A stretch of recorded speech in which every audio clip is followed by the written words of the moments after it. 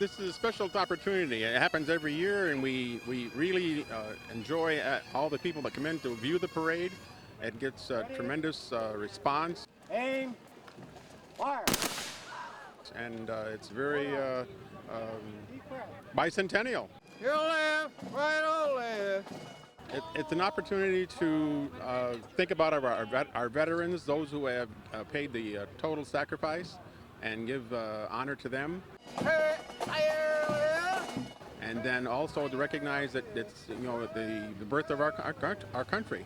I think it's very important for people to get together whenever they can, and come together as a community and as families and friends and enjoy time together and celebrate our nation's freedom. There's probably 20,000 people that come every year, maybe more, and they just come. It's the spirit of America, and everything is great here. Your left. We're celebrating family, freedom, fun, and what better place than in Montrose, Pennsylvania? This parade just really embodies the essence of America. You have the veterans, you have the people who are an essential part of the community. Happy 4th of July.